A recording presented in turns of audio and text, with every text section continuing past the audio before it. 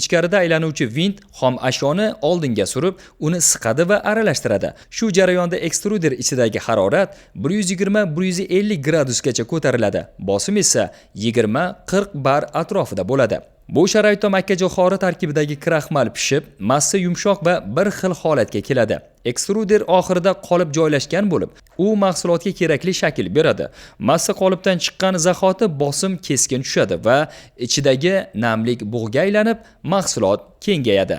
Shu paytda ekstruder oldida joylashgan aylanuvchi kesuvchi pichoq mahsulotni kerakli uzunlikda kesadi. Natijada oddiy makkajo'xori yormasi bir necha soniya ichida yengil, g'ovak va qarsildoq makkajo'xori qalamchalariga aylanadi. Qoliplar shakli mijozlarning buyurtmasi asosida turlicha bo'ladi. Ekstruderdan chiqqan makkajo'xori qalamchalari keyingi bosqich.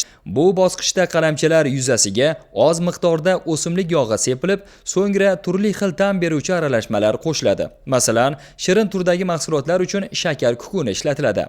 Baraban aylanishi davomida shakar kukunni qalamchalar yuzasiga bir tekis yopishtiradi va mahsulotga o'ziga xos shirin ta'm va yoqimli hid beradi. Shu tariqa makkajo'xori qalamchalari iste'molga tayyor, mazali gazak mahsulotga aylanadi. Ishlab chiqarish jarayonining oxirgi bosqichi qadoqlash bosqichi hisoblanadi. Bu bosqichda tayyor makkajo'xori qalamchalari paketlarga joylanib, sotuvga tayyor holga keltiriladi.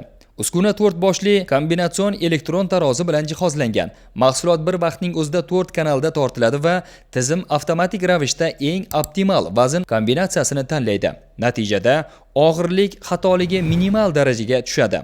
Mahsulot isrofi kamayadi. Har bir qadoq bir xil standartda chiqadi. Ishlash tezligi 1 soatda 1000 dona mahsulotgacha to'g'ri keladi. Bu bizning liniyamiz uchun ideal yechim hisoblanadi. Qadoqlash diapazoni esa 1 gramdan 1 kilogrammgacha. Shu tariqa oddiy makkajo'xori yormasida boshlangan jarayon bir nechta texnologik bosqichlardan o'tib, oxirida tayyor va qadoqlangan gazak mahsulotga aylanadi. Ko'rib turganingizdek, jarayon murakkab emas, lekin to'g'ri texnologiya va mos uskunalar ishlatilsa, juda samarali ishlab chiqarishni yo'lga qo'yish mumkin. Bilamizki, har qanday ishlab chiqarish yoki boshqa turdagi biznes bo'lsin, hammasini siyosati bu albatta daromad jarayonida hech bir raqamlarni o'tkazib yubormaslik lozim. Biznes bu romantika emas. Biznes bu raqamlar. Afes Group kompaniyasi shu paytgacha hech bir sirni yashirmasdan ochiq-oydin ko'rsatib kelgan. Bugun ham hammasini ipidan ignasigacha ko'rib chiqamiz. Jarayonni soddalashtirish uchun 50 gram qadoqlash kukuruz mahsuloti misolida ko'rib chiqamiz.